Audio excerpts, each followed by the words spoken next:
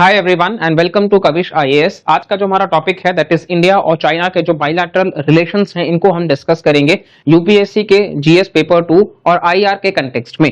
तो यहाँ पर आपको ये बायलैटरल रिलेशंस को लेकर के हम बहुत डिटेल्ड वीडियो लाए हैं। हमने ऑलरेडी इनिशिएटिव चालू करा है जहां पर हमने कहा है कि आईआर को लेकर के हम जो भी हमारे भारत के साथ में जो भी कंट्रीज हैं उनको लेकर के हम यहाँ पर बायलैटरली डिस्कस कर रहे हैं, जिसमें ऑलरेडी हमने कनाडा, मालदीव्स, इजराइल डिस्कस कर लिया है और साथ ही साथ आसियान। अब यहाँ पे हम चाइना और भारत की बात कर रहे हैं। रिसेंटली देखिए न्यूज में इसलिए भी रहा है क्योंकि इन दोनों ने अपने जो बॉर्डर डिफेंस बेसिकली जो पेट्रोलिंग करते थे इन दोनों के आसपास का जो रीजन है, ये जो हिमालय का रीजन है, ये 2020 के बाद से गलवान में जो इंसिडेंट हुआ उसके बाद से नहीं हो रहा था। दोनों में टेंशंस बहुत ज्यादा रहा है। ठीक है, हमने देखा कि गलवान में जब 2020 में स्कर्मिशेस हुए तो वहां पे 15 से 20 भारतीय जवान जो है वो शहीद हुए, 30 से 35 इवन नंबर्स 40 तक भी बताते हैं कि चाइनीज सोल्जर्स जो है वो भी मारे गए। तो इस प्रकार के जो इंस्टेंसेस होते आए हैं इन सबको हम डिस्कस करेंगे। आखिर चाइना जरूरी क्यों है और चाइना के लिए अगर हम डिपेंडेंसी बहुत ज्यादा है तो हम ऑल्टरनेटिव क्या देख सकते हैं। तो चलिए वीडियो की शुरुआत करते हैं। तो ये इंडिया और चाइना आप मैप में देख सकते हैं। ठीक है, अब हम आगे डिस्कस करते हैं। देखिए ये आपको अल जजीरा का आर्टिकल देखने को मिल जाएगा that how India and China pulled back from a border war and why now. ये बॉर्डर वॉर से जहां पे 2020 के बाद से अब तक ऑलमोस्ट 4 साल होने को आया था और कहीं पर भी इन्होंने मतलब ज्वाइंट पेट्रोलिंग नहीं होता था, उस लेवल पे बातचीत नहीं होता था, तो ऑल ऑफ अ सडन उन्होंने पीछे खींचा। लग रहा था कि वॉर जैसे हालात बन सकते हैं लेकिन पीछे खींचा। अब वो पीछे खींचने का वजह क्या है उसको हम जानेंगे। क्या चाइना ताइवान के ऊपर अटैक करना चाहता है? तो इस वजह से क्योंकि यूएसए यूक्रेन में बिजी है तो वो क्या उसको लगता है कि सही टाइम है, तो इसलिए भी वो इंडिया के सोल्जर्स को बेसिकली वो कह रहा है कि भाई वहां से अपनी सेना हटा लेते हैं, फिलहाल भारत से हमें कोई पंगा नहीं लेना है, हम ताइवान को लेते हैं, जैसे उन्होंने तिब्बत को 1950 में लिया था। बाकी भी क्या है तो चलिए उसको हम देखते हैं। सबसे पहले यहाँ पे ये मैप को आप ध्यान से देखिए। इंडिया चाइना के जो बॉर्डर और ऑक्यूपाइड टेरिटरीज हैं, देखिए भारत और चाइना की जब हम बात करते हैं, भारत के साथ में सबसे ज्यादा जो बॉर्डर शेयर करता है वो बांग्लादेश है, चाइना नहीं है। पहले तो ये ध्यान रखिएगा लैंड बॉर्डर में। नाउ यहाँ पे हम 3 सेक्टर्स को ध्यान में रख करके चलेंगे। पहला है वेस्टर्न सेक्टर, दूसरा है मिडिल सेक्टर और तीसरा बेसिकली ईस्टर्न सेक्टर है। वेस्टर्न सेक्टर की बात कर ले तो यहाँ पे डिस्प्यूट कहाँ कहाँ है, तो ये सक्सगम वैली जो है बेसिकली यहाँ पर ये कंट्रोल चाइना जो है, जबकि ये एक्चुअली भारत का हिस्सा है लेकिन यहाँ पे चाइना जो है वो एडमिनिस्टर कर रहा है। ये हम सबको पता है किस तरीके से पाकिस्तान जो है इसको वो एक अपने आजाद कश्मीर के नाम से बात करते हैं, लेकिन ये पीओके जो है ये बेसिकली ये जो आपको डॉटेड ग्रीन लाइंस देखने को मिल रहा है ये यहाँ पे डिमार्केट करा गया है, ये पाकिस्तान ऑक्यूपाइड कश्मीर है जिसको कहीं ना कहीं इलीगली पाकिस्तान लेकर के वो भी एडमिनिस्टर कर रहे हैं। यानी कि एक तरफ पाकिस्तान के साथ में बेसिकली हम देख रहे हैं इधर भारत के वेस्ट में और ऊपर हम नॉर्थ में देखें तो चाइना है। और फिर यहाँ अक्साई चीन भी आपको देखने को मिल जाएगा। ये अक्साई चीन भी जो है वो ये जो डिमार्केट करा गया है, यहीं पे सियाचिन ग्लेशियर है। सियाचिन ग्लेशियर को ऑपरेशन विजय के तहत भारत जो है वो हासिल करा था और ये हाईएस्ट बैटल फील्ड है। ठीक है, तो अक्साई चीन भी भारत का हिस्सा होने के बावजूद यहाँ पर जो एडमिनिस्टर है वो चाइनीज अथॉरिटीज कर रहे हैं। यानी कि सक्सगम वैली जो है ये अक्साई चीन जो है और यहाँ पे पीओके का जो हिस्सा है। पाकिस्तान और चाइना किस तरीके से यहाँ पे बेसिकली मतलब भारत को लगातार ये कोशिश कर रहे हैं कि वो अलग अलग तरीके से परेशान कर सके। इसके अलावा यहाँ पर अगर हम देखें तो मिडिल सेक्टर में बेसिकली मिडिल सेक्टर में भी ये नकुला वगैरह आपको देखने को मिल जाएगा। सिलीगुड़ी कॉरिडोर, ये सिलीगुड़ी कॉरिडोर जो है डोकलाम क्राइसिस साल 2017 में जब होता है डोकलाम क्राइसिस तो ये यहीं पे होता है सिलीगुड़ी। ये इसको चिकन स्नेक कॉरिडोर भी कहते हैं, बहुत पतला सा होता है। ठीक है, और इस वजह से कहीं ना कहीं अगर इसको चाइना कल को काट देगा तो पूरा का पूरा नॉर्थ ईस्ट, आप एक बार को मैप यहाँ से हटा के देखिए कि पूरा का पूरा नॉर्थ ईस्ट जो है वो हमारा खत्म हो जाएगा और इसलिए ये बहुत इंपॉर्टेंट है। ठीक है, इसीलिए ये बहुत इंपॉर्टेंट है सिलीगुड़ी कॉरिडोर। और यहाँ पे नथुला पास ये सब सिक्किम में आपको देखने को मिल जाएगा और ये भूटान से बहुत ज्यादा नजदीक है। भूटान में अगर कल को वो मतलब क्लेम करने की बात जो करते हैं चाइना 5 फिंगर पॉलिसी में लगातार आप देखिएगा तो वो लद्दाख की बात करेंगे, वो यहाँ पे भूटान की भी बात करेंगे, वो नेपाल की भी बात करते हैं, वो अरुणाचल प्रदेश की भी बात करते हैं। इस तरीके से वो क्लेम करते हैं कि भाई ये वो उनका हिस्सा है। और यहाँ पे जब हम ईस्टर्न सेक्टर की बात करते हैं तो अरुणाचल प्रदेश में तवांग नाम का एक रीजन है जिसको लेकर के चाइना, वैसे तो पूरा अरुणाचल प्रदेश जो 1914 में मैकमोहन लाइन बनाया गया था अंग्रेजों के द्वारा मिलकर के, उसको चाइना मानने से इनकार कर देता है। उन्होंने कहा कि अरुणाचल प्रदेश भारत का हिस्सा है, लेकिन चाइना कहता है कि अरुणाचल प्रदेश तो सदर्न तिब्बत का हिस्सा है और इसीलिए वो इसको मानते हैं एज साउथ तिब्बत कि चाइना का वो पार्ट है। और ये जो तवांग है, ये आप मैप में देख रहे हैं तवांग, ये बहुत इंपॉर्टेंट है। डीफू पास भी वहीं पे है, ये बहुत इंपॉर्टेंट है। क्योंकि ये क्यों इंपॉर्टेंट है आपको हम समझाते हैं। देखिए मान लीजिए इंडिया और चाइना के बीच में ऑलरेडी 1962 में एक बार वॉर हो चुका है, और जिस लेवल पे ग्लोबल लेवल पे अनसर्टेनिटीज हैं, इजराइल हमास हम देखें, रशिया यूक्रेन हम देखें, वेस्ट एशिया में जो ईरान और इजराइल के टेंशन्स हम देखें, तो इस प्रकार के जो टेंशन्स हैं रशिया और माफी चाहेंगे इंडिया और चाइना जो है इनके बीच में भी कहीं ना कहीं टेंशन्स इरप्ट होते हैं। और कल को भगवान न करे वॉर हो, लेकिन अगर होता है तो यहाँ पे भारत के पास में जो एडवांटेज है, देखिए एक तो यहां वेस्टर्न सेक्टर से हम कंट्रोल कर सकते हैं, न्यूक्लियर टैक्टिक्स का इस्तेमाल कर सकते हैं, लेकिन ईस्टर्न सेक्टर भी इंपॉर्टेंट है, सिर्फ एक जगह से हम नहीं रिलाई कर सकते हैं। तो इसीलिए तवांग जो है, देखिए इंडिया जो है वो लोअर राइपेरियन है, ठीक है, इंडिया लोअर राइपेरियन है, चाइना अपर राइपेरियन है। चाइना क्योंकि ऊपर है, ऊपर से नीचे हमला करना आसान है, नीचे से ऊपर हमला करना मुश्किल है, हिमालयन टेरेन है, डिफिकल्ट है। तो इसीलिए यहां से अगर हम अटैक भी करेंगे तो वो प्रेडिक्टेबिलिटी जो है वो थोड़ा डिफिकल्ट हो जाती है। तो इसलिए तवांग बहुत इंपॉर्टेंट है कि तवांग पे हमारा कंट्रोल हो। तो ये है कुछ डिस्प्यूट आप देख सकते हैं, ठीक है, जो भारत का अभिन्न हिस्सा है लेकिन चाइना उसको क्लेम करता आया है। अब ये मैप अगर आपको क्लियर हो गया हो तो चलिए हम आगे की ओर बढ़ते हैं। वेस्टर्न सेक्टर का भी यहाँ पे किलोमीटर्स दिया गया है।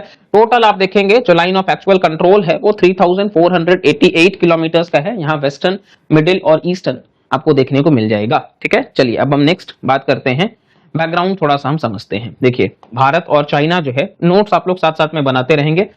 तो चलिए अब हम सबसे पहले बैकग्राउंड को समझ लेते हैं। 1950 से शुरुआत करते हैं। भारत तो 1947 में आजाद हो गया, लेकिन चाइना जो है वो 1950 में इसको आजादी मिलती है। और भारत चुनिंदा देशों में से एक है, नॉन सोशलिस्ट देश, जिन्होंने इनको आजाद माना, ठीक है। क्योंकि इंडिया जो है वो बेसिकली अगर हम देखें तो हमारा जो मिक्स्ड अप्रोच रहा है इकोनॉमी को लेकर के 1991 में, बेसिकली हमने किस तरीके से यहाँ पे पैटर्न अपना शिफ्ट करा है। हम भी पहले सोशलिस्ट हुआ करते थे, लेकिन वहां से बेसिकली हमने यहाँ पे मिक्स्ड इकोनॉमी की तरफ आगे बढ़े हम। तो इनिशियली आप भारत को एक सोशलिस्ट इकोनॉमी में रख सकते हो, फिर आगे चल करके 1991 में, 1991 में, 1991 में एलपीजी रिफॉर्म्स से, लिबरलाइजेशन, प्राइवेटाइजेशन, ग्लोबलाइजेशन से भारतीय इकोनॉमी को मिक्स्ड इकोनॉमी पे लाया जाता है। ये तो 1950 में हुआ। आगे चल करके हम देखेंगे तो 1954 में पंचशील प्रिंसिपल्स साइन किए जाते हैं दोनों ही देशों के बीच में, पीसफुल कोएग्जिस्टेंस को लेकर के पंचशील प्रिंसिपल्स साइन किए जाते हैं जवाहरलाल नेहरू की तरफ से, इधर से। और यहाँ 1962 आते आते जो है वो इंडो चाइना वॉर हो जाता है, ठीक है। आप सबको पता है कि किस तरीके से इंडिया चाइना जो वॉर है, चाइना जो है वो पीठ पीछे हमला कर देता है। उस वक्त भारत के प्रधानमंत्री, इवन जो डिफेंस मिनिस्टर हैं, ये सब उस वक्त भारत में मौजूद नहीं होते, अलग अलग विजिट्स पे वो होते हैं। और टेरेन भी जो है वो मुश्किल होता है, इंडिया प्रिपेयर नहीं होता है, इंडिया कंप्लीटली अपने एयरफोर्स का इस्तेमाल भी नहीं करता है, इसलिए नुकसान बहुत ज्यादा होता है और मैसिव लेवल पे नुकसान होता है। तो ये मतलब पूरा का पूरा समीकरण अभी तक चल रहा है। 1950 में हम एक देश को एक्सेप्ट करते हैं, आजाद देश जो हमारा पड़ोसी है, और 1962 में ही वो हम पर वॉर डिक्लेयर कर देता है। अच्छा, इसके बाद अब हम आगे अगर बढ़ें तो फिर हम देखेंगे धीरे धीरे जो रिश्ते रहे हैं वो नॉर्मलसी की तरफ उतना नहीं जा पाते हैं। 1970s 80s में मतलब एवरेज रहता है, 80s के बाद में धीरे धीरे राजीव गांधी जी कोशिश करते हैं कि वो स्ट्रेंथन कर सके। 2003 में हम देखेंगे कि वो स्पेशल रिप्रेजेंटेटिव मैकेनिज्म जैसी चीजें भी लाई जाती हैं। लेकिन थोड़ा सा और हिस्टोरिकली अगर हम पीछे चले तो ये 1914 आपको ध्यान रखना है। 1914 ही ये है जब मैकमोहन लाइन को बनाया गया था शिमला कॉन्फ्रेंस से, ठीक है। ये आपको ध्यान रखना है कि मैकमोहन लाइन को शिमला कॉन्फ्रेंस में,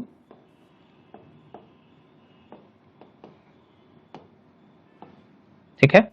अच्छा, इसके अलावा बेसिकली 1950 वो टाइम है जब चाइना एनेक्सेशन करता है तिब्बत का, ये भी आपको ध्यान रखना है।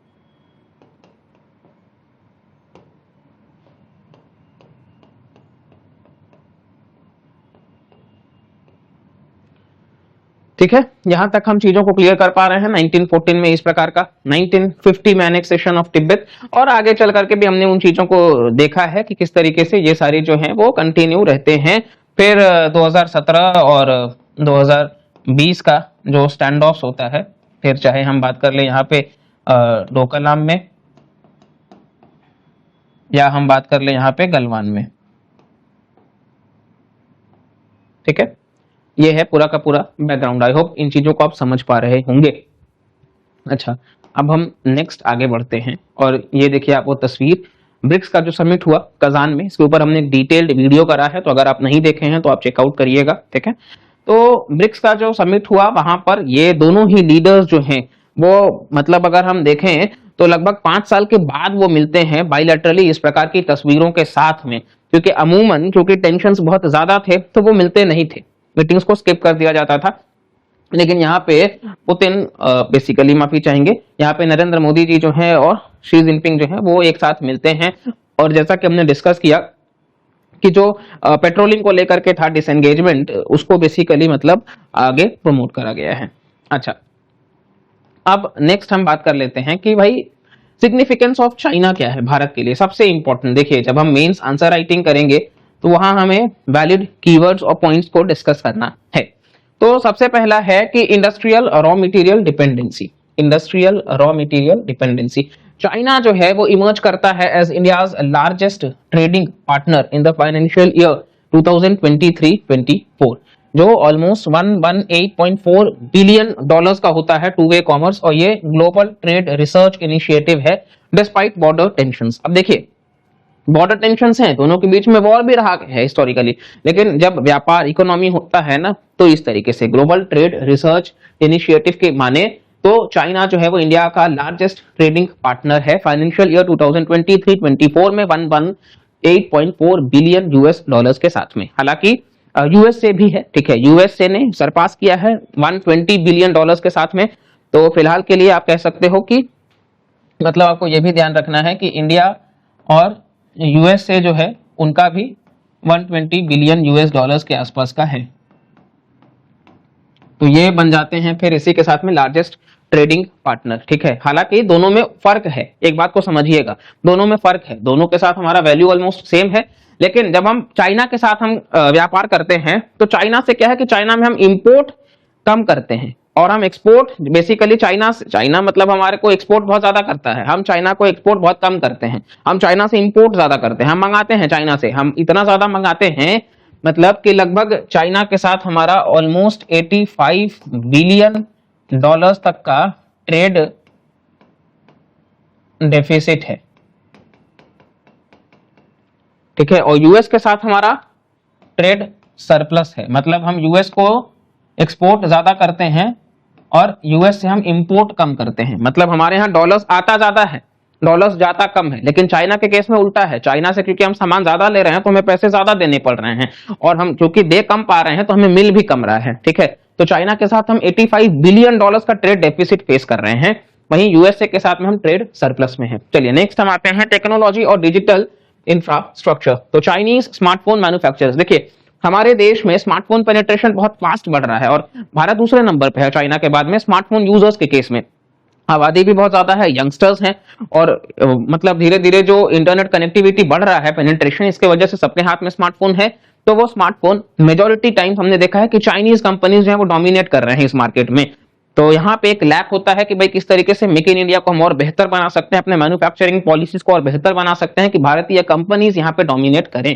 तो यहाँ पे 75%, ये देखिए काउंटर पॉइंट रिसर्च बताता है कि 75% मार्केट शेयर जो है वो तो इंडियन मार्केट में चाइनीज स्मार्टफोन कंपनीज का ही है, ठीक है। नेक्स्ट है इन्वेस्टमेंट एंड एक्सपर्टीज। तो 2020 तक की देखें तो 18 यूनिकॉर्न कंपनीज जो हैं in India had over $3500 million of Chinese investments, मतलब जो यूनिकॉर्न कंपनीज हैं, ठीक है। 18 यूनिकॉर्न कंपनी सिर्फ 2020 तक देखे तो 3500 मिलियन यूएस डॉलर से ज्यादा का इन्वेस्टमेंट सिर्फ चाइना से हुआ है उनमें, ठीक है। 100 बिलियन डॉलर्स के आसपास का बेसिकली यहाँ पे हम यूनिकॉर्न कहते हैं। नेक्स्ट है ट्रेड रूट डिपेंडेंसी। अब 55% ऑफ इंडिया का जो ट्रेड है वो पास करता है through the South China Sea and Malacca straits. ये मिनिस्ट्री ऑफ एक्सटर्नल अफेयर्स का पॉइंट है, ठीक है, मिनिस्ट्री ऑफ एक्सटर्नल अफेयर्स का पॉइंट है। इसको हम मैप में देखेंगे कि साउथ चाइना सी, जहां पे डिस्प्यूटेड आइलैंड्स भी है, जो चाइना क्लेम करता है कि बिकॉज उसके नाम में चाइना आ रहा है तो वो पूरा चाइना का ही है, ठीक है। और स्ट्रेट ऑफ मलक्का, तो यहां से 55% मतलब आधा से ज्यादा जो हम ट्रेड करते हैं, मतलब हम अगर इंपोर्ट कर रहे हैं या हम एक्सपोर्ट कर रहे हैं, ये इन्हीं रूट से होता है। तो इस वजह से यहाँ पे चाइना का डिपेंडेंसी थोड़ा सा हमारा रहता है, या हम कह सकते हैं इंपॉर्टेंट है। अब ये आप देखिए मैप, ये आप ध्यान से देखिए इस मैप को, और ये साउथ चाइना सी आपको देखने को मिल जाएगा। ठीक है, ये साउथ चाइना सी में वो जो डिस्प्यूटेड आइलैंड्स की हम बात कर रहे थे, ये आप देखिए पारासेल आइलैंड्स यहाँ आपको देखने को मिल जाएगा। ठीक है, ये पारासेल आइलैंड्स, इसी के साथ साथ में बेसिकली ये आपको पारासेल आइलैंड्स देखने को मिल जाएंगे। साथ ही अगर हम देखें तो यहाँ पे और भी डिस्प्यूटेड आइलैंड्स आपको देखने को मिल जाएंगे, जिनमें है स्प्रैटली आइलैंड्स और स्कारबोरो शोल। ठीक है, स्प्रैटली आइलैंड्स भी है और स्कारबोरो शोल भी है। तो इस तरीके से आप इन चीजों को ध्यान से देखिएगा। ये 9 डैश लाइन भी है, 1 2 3 4, इस तरीके से, मतलब ये सारे 9 डैश लाइन है, 9 डैश है और उसी को लाइन 9 डैश लाइन। ठीक है, तो ये स्प्रैटली आइलैंड्स आपको देखने को मिल रहा है फिलीपींस के साथ में, पारासेल आइलैंड्स हमने देखा वियतनाम के साथ में, और स्कारबोरो शोल नाम से भी एक है। तो बेसिकली ये भी आपको ध्यान रखना है। ठीक है, स्कारबोरो शोल। ठीक है, यहाँ पे जो छोटे साउथ ईस्ट एशियन कंट्रीज हैं जैसे कि वियतनाम, फिलीपींस, इंडोनेशिया, इन सब के साथ में चाइना जो है वो एग्रेसिव नेचर के साथ में प्रमोट करता है कि भाई ये आइलैंड्स जो हैं ये तो मतलब चाइना को बिलोंग करते हैं। ये आइलैंड्स इंपॉर्टेंट क्यों है? क्योंकि यहाँ कहा जाता है कि इंपॉर्टेंट मिनरल्स पाए जा सकते हैं। वैसे भी बहुत ज्यादा जो आप देखोगे रेयर अर्थ एलिमेंट्स है उस पर चाइना का ही इन्फ्लुएंस है, तो इस वजह से यहाँ पे ये इंपॉर्टेंट हो जाते हैं। और ये स्ट्रेट ऑफ मलक्का, ये आप मैप देखिए, यहाँ आपको स्ट्रेट ऑफ मलक्का देखने को मिल जाएगा। ये हमारा प्यारा भारत है, और यहाँ से जब हम आते हैं व्यापार करने के लिए, ये देखिए स्ट्रेट ऑफ मलक्का के रास्ते से इंडोनेशिया, और ये आप देखिए यहाँ से ही हम गुजरते हैं। तो ये इंडोनेशिया और मलेशिया के बीच में लाई करता है स्ट्रेट ऑफ मलक्का। ठीक है, और इसी के साथ साथ में बेसिकली यहाँ से भी एक रूट जो है वो निकल रहा है, तो ये आप देख सकते हैं। ठीक है, तो यहाँ कनेक्ट करने के लिए या यहाँ कनेक्ट करने के लिए ये स्ट्रेट ऑफ मलक्का का एक इंपॉर्टेंट रूट है। ठीक है, सबसे ज्यादा जो यूज होता है वो यही रूट यूज होता है। चाइना चाहता था कि यहाँ से वो क्राक कैनाल डेवलप कर सके थाईलैंड के पास से, चाइना का भी बहुत ज्यादा यहीं से जाता है। ठीक है, और ये भारत के अंडमान एंड निकोबार के नजदीक है, इस बात को भी आप लोग समझिएगा। थोड़ा सा इसको हम ध्यान से समझते हैं। देखिए यहाँ भारत का अंडमान आइलैंड जो है, ठीक है, एक सेकेंड, इसको हम थोड़ा कलर चेंज करते हैं। Let's see with this colour. यहाँ हम अंडमान आइलैंड्स भारत का देख रहे हैं। ठीक है, अब अंडमान आइलैंड्स यहाँ पर है, यहाँ पर लक्षद्वीप है। तो ये जब हम बात करेंगे किसी भी कंट्री का टेरिटोरियल, जब हम वाटर्स की बात करते हैं, टेरिटोरियल बाउंड्रीज की बात करते हैं, 12 नॉटिकल माइल्स तक है। लेकिन उसके बियॉन्ड जब हम बात करते हैं, ठीक है, तो एक्सक्लूसिव जो टेरिटोरियल मतलब आपका रीजन है वो 200 नॉटिकल माइल्स तक है। एक्सक्लूसिव इकोनॉमिक जोन किसी भी देश का, ठीक है, वो 200 नॉटिकल माइल्स तक है। ठीक है, तो इस केस में इंडिया का एक्सटेंशन यहां तक है, और इंडिया यहां पे लगातार अपनी स्ट्रैटेजी को और बेहतर कर रहा है। अब यहां से जब भी चाइना को यहां से मिडिल ईस्ट से कुछ भी सामान मंगाना होगा, वो उनके लिए भी यही रूट है, स्ट्रेट ऑफ मलक्का से, और इवन इंडिया के लिए भी स्ट्रेट ऑफ मलक्का से, जो कि इंडोनेशिया और मलेशिया के बीच में लाई कर रहा है। ठीक है, तो ये आप ध्यान रखिएगा। बाकी आप आसपास के कंट्रीज को देख सकते हैं। बोर्नियो, यहाँ पे ये बोर्नियो आइलैंड का पार्ट है। ठीक है, इसी के तहत आप बाकी सारे भी देख सकते हो। क्राकाटाओ वोल्केनो भी आप देखिएगा, ये बराबर इरप्ट होता है, तो न्यूज में रहता है, इंडोनेशिया के पास में है। ठीक है, ये सारा का सारा सिंगापुर भी यहीं पे आपको देखने को मिल जाएगा। अच्छा, म्यांमार, यहाँ लाओस लैंडलॉक्ड है, थाईलैंड, बैंकॉक राजधानी इसकी, ये सारा भी आप देख सकते हैं। चलिए अब हम नेक्स्ट आते हैं, ये हम देख लेते हैं थोड़ा सा। अब यहाँ पे SCO का मैप दिया गया है, ये आप अगर देखिएगा तो SCO जो शंघाई कोऑपरेशन ऑर्गेनाइजेशन है, दोनों देखिए काफी ज्यादा इंटरनेशनल मतलब ऑर्गेनाइजेशंस में भी एक साथ हैं। अब चलिए हम थोड़ा सा इसको भी ध्यान से देखते हैं। जैसे सबसे पहले जो है इस मैप को अगर हम ध्यान से देखें तो देखिए यहाँ जब भी हम मेंबर कंट्रीज की बात करते हैं, आप सबको पता है यहाँ पे जो कलर मतलब ये इस कलर से जो भी रिप्रेजेंट किया जा रहा है, ये SCO मेंबर स्टेट्स हैं, जिसमें इंडिया है, कजाकिस्तान है, चाइना है, किर्गिस्तान है, पाकिस्तान है, रशिया है, तजिकिस्तान है, उज्बेकिस्तान है, साथ ही ईरान को भी ऐड किया गया है। ईरान भी अब एक मेंबर कंट्री हो चुका है। ठीक है, बाकी सारे ऑब्जर्वर स्टेट्स हैं, आप वहां पे देख सकते हैं। तो इंडिया और चाइना जो है यहाँ पे ये इसके तहत भी काम कर रहे हैं, इवन रशिया भी है SCO का, तो ये आप देख सकते हो। ठीक है, यानी कि भारत और चाइना जो है वो एक साथ SCO, जो एशियन नेटो भी कहा जा रहा है, इस ग्रुप को कहा जाता है एज एशियन नेटो भी। ठीक है, तो ये आपको ध्यान रखना है। नेटो जैसे है कि वो वेस्टर्न कंट्रीज को कहता है कि भाई अटलांटिक ओशन के पास के जो कंट्रीज है, क्योंकि इसका फुल फॉर्म यही है, नॉर्थ अटलांटिक ट्रीटी ऑर्गेनाइजेशन। ठीक है, तो ये क्या कहता है कि भाई जो भी अटलांटिक ओशन के पास देश हैं, अगर उनमें से किसी एक देश के पास में, टोटल 31 है फिनलैंड मिला के, अगर किसी एक के ऊपर भी हमला होगा तो माना जाएगा सभी देशों के ऊपर हमला हुआ और सब एक साथ आएंगे डिफेंस में, यूक्रेन नहीं है। ठीक है, ये याद रखिएगा।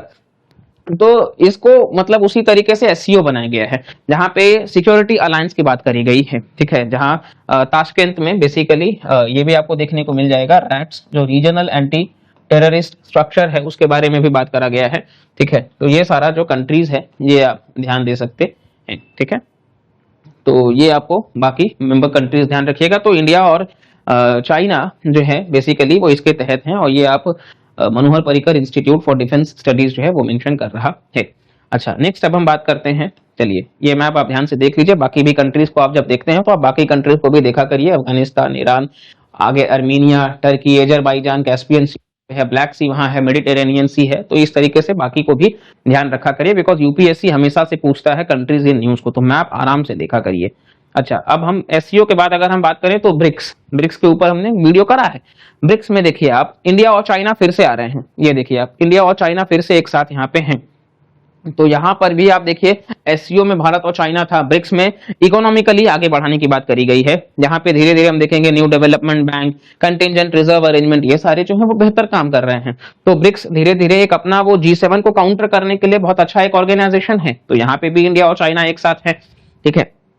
इसके अलावा अगर हम बात कर लेते हैं अब दोनों में प्रॉब्लम कहाँ है, ये तो हमने देख लिया कि चलो एक साथ ये इस लेवल पे काम कर रहे हैं, लेकिन अब हम देखेंगे कि भाई दोनों के बीच में जो टेंशंस हैं वो टेंशंस कौन कौन से लेवल पे हैं, चलिए उसको हम थोड़ा सा देखते हैं।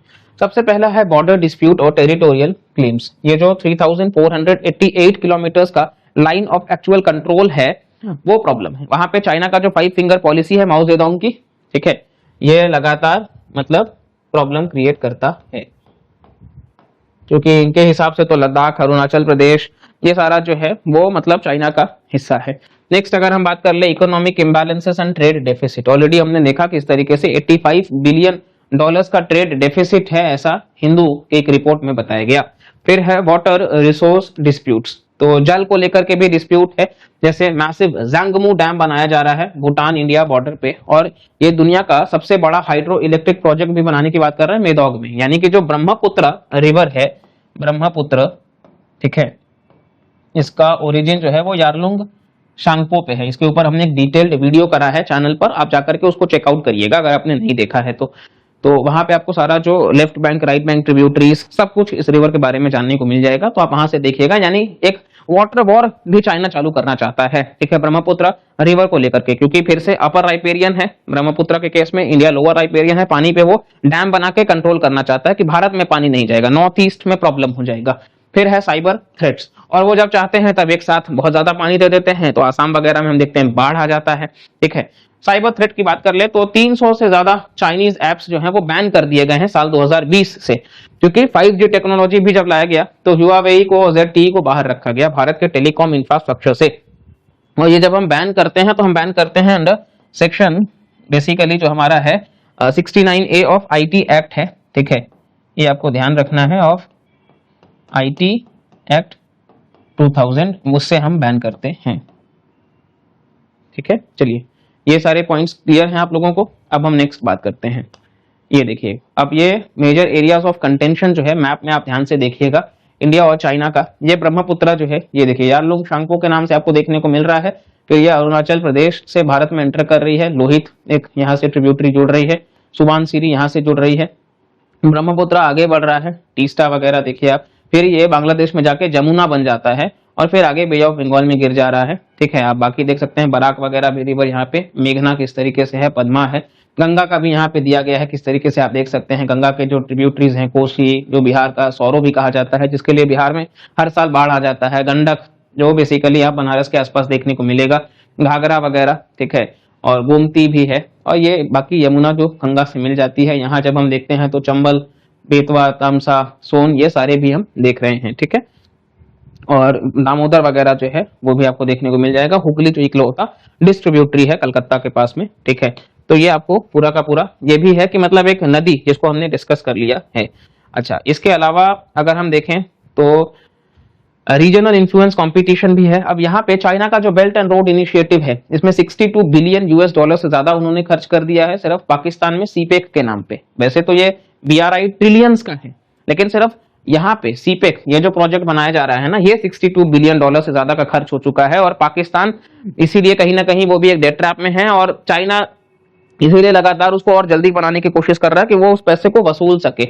लेकिन बलूचिस्तान के जो लोग हैं वो चाहते नहीं हैं, इसीलिए वो लगातार वहां पे डिसरप्शंस क्रिएट करते हैं। अब आप बीआरआई को देखिए ध्यान से, ये है पूरा का पूरा belt and road initiative, China यहां से चालू हो रहा है, ये कनेक्ट कर रहे हैं, ये कोशिश कर रहे हैं कि ये धीरे धीरे पूरे विश्व में अपना जो व्यापार है, ट्रेड है, उसको वो प्रमोट करेंगे और इंडिया को बॉयकॉट कर रहे हैं। ये आप देखिएगा, तो ये किस तरीके से यहाँ पे धीरे धीरे, आप बांग्लादेश की बात कर लीजिए, आप श्रीलंका की बात कर लीजिए, आप ईरान की बात कर लीजिए, आप मैक्सिमम लेवल पे, इवन पाकिस्तान में तो वो सीपेक बना ही रहे, और जो कि इंडिया के इंटीग्रल हिस्सा, ये देखिए पाकिस्तान ऑक्यूपाइड कश्मीर से जो है वो जा रहा है काशगर से लेते हुए ग्वादर तक, और ये बलूचिस्तान, ये रीजन जो है, ठीक है, तो यहाँ पे ये सीपेक बना रहे हैं। तो इंडिया के आप मतलब टेरिटोरियल सॉवरेनिटी का वायलेशन करते हुए आप आगे बढ़ रहे हो, और भारत से आपने कोई इजाजत भी नहीं लिया है।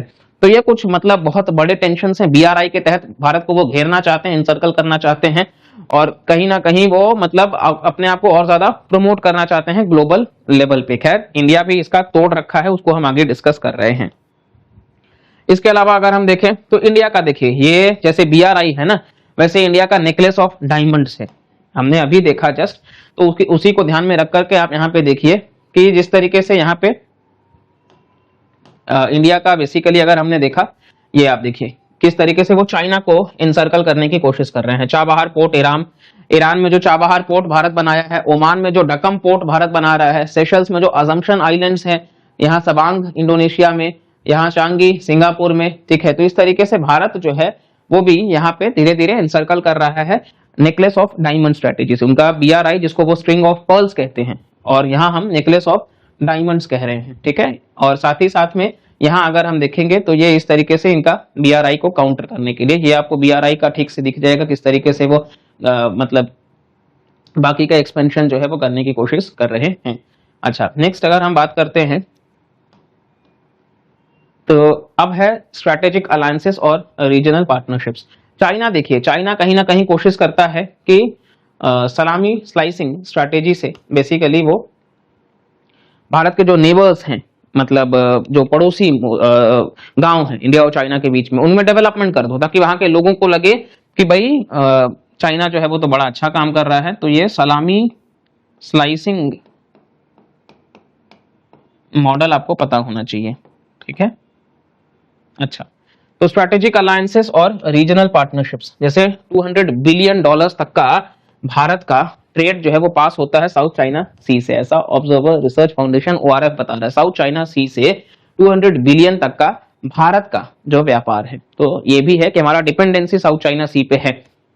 फिर है डिप्लोमेटिक और इंटरनेशनल फोरम्स, चाइना लगातार भारत का जो NSG है, न्यूक्लियर सप्लायर्स ग्रुप, उसके एंट्री में वो रोक रहा है। इसके तहत हमारे को अपग्रेडेड न्यूक्लियर जो एनर्जी है वो मिल सकता है, लेकिन नहीं मिल रहा है। साथ ही साथ में यूएन का जो सिक्योरिटी काउंसिल है, उसमें जो परमानेंट सीट है, वहां पे देखिए आप परमानेंट 5 कंट्रीज में यूएस भारत का सपोर्ट कर रहा है, यूके, फ्रांस, सभी भारत का सपोर्ट कर रहे हैं, रशिया, लेकिन चाइना इकलौता है जो ऑब्स्ट्रक्ट कर रहा है, ठीक है। इस वजह से वो नहीं बन पा रहे हैं, क्योंकि वो वीटो कर देता है, वो रोक देता है। इवन कई बार जो टेररिस्ट की बात आती है, मसूद अजहर जैसे ये जो मुंबई टेरर अटैक में रहे हैं, इन सबको जब ग्लोबल टेररिस्ट डिक्लेयर करने की बात आती है, चाइना फिर से ब्लॉकेट कर देता है यूएन में। तो इस तरीके से चाइना जो है वो अपने इन पावर्स का गलत इस्तेमाल करता है।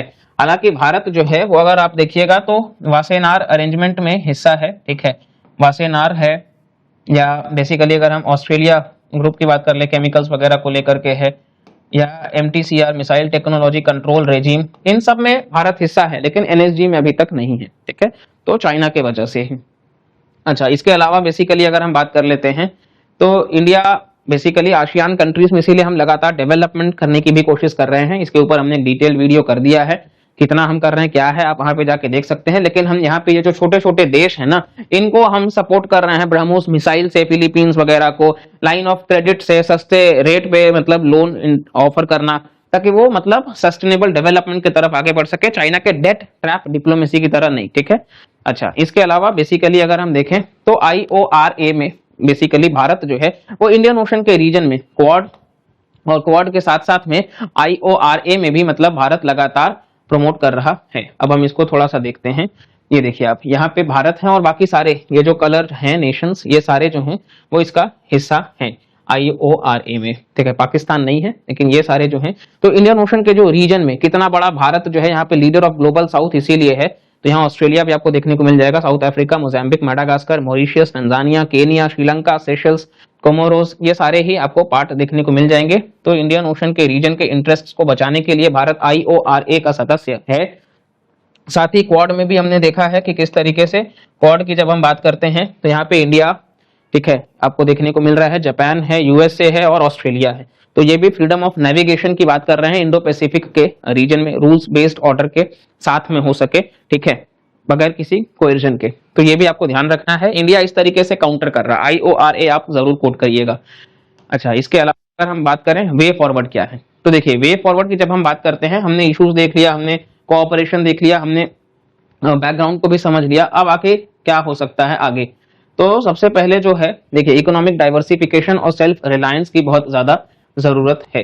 अच्छा, तो यानी कि आत्मनिर्भर भारत जो है उसको प्रमोट करना जरूरी है, सेल्फ रिलायंट इंडिया, ठीक है, ज्यादा से ज्यादा हम मतलब अपने जो लोकल लेवल पे डोमेस्टिक मैन्युफैक्चरर्स हैं उनको हम प्रमोट कर सके, उनको हम, जैसे हमारे यहाँ अलग अलग स्कीम्स भी है, आप यहाँ पे लिख सकते हो, आत्मनिर्भर भारत है, ठीक है, इसी के साथ साथ में प्रोडक्शन लिंक्ड इंसेंटिव स्कीम है, PLI स्कीम है, इसी के साथ साथ में अगर हम देखेंगे तो मेक इन इंडिया स्कीम है, ठीक है, मुद्रा योजना में किस तरीके से अभी लोन जो है वो 20 लाख तक कर दिया गया है MSMEs को बढ़ाने के लिए, तो ये आप लिख सकते हो, ठीक है। अच्छा, कुल मिलाकर के ये इंपॉर्टेंट है। दूसरा है स्ट्रेटेजिक मिलिट्री मॉडर्नाइजेशन, तो हमें अपने मिलिट्री को भी बहुत ज्यादा सशक्त बनाना होगा, मॉडर्नाइज करना होगा, और इसमें भी हमें इंडिजेनस मतलब हम खुद का कर सके इसके लिए। तो जैसे अभी हमने रिसेंटली अरिहंत के बाद में हमने अरीघाट जो है इसके बारे में आप यहाँ पे लिख सकते हो, ठीक है। तो अरिहंत है न्यूक्लियर बैलिस्टिक सबमरीन, फिर अरीघाट, ये आप देख सकते हो, ठीक है।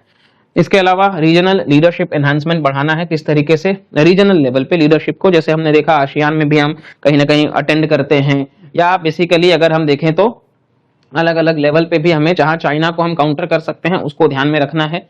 फिर है डिप्लोमेटिक एंगेजमेंट स्ट्रेटेजी, जो भी टेंशन उनको बातचीत से सुलह किया जाए। इकोनॉमिक लेवरेज डेवलपमेंट, भारत क्योंकि कहीं ना कहीं बहुत बड़ा व्यापार करता है चाइना से, तो उसका उसको यूज करना चाहिए।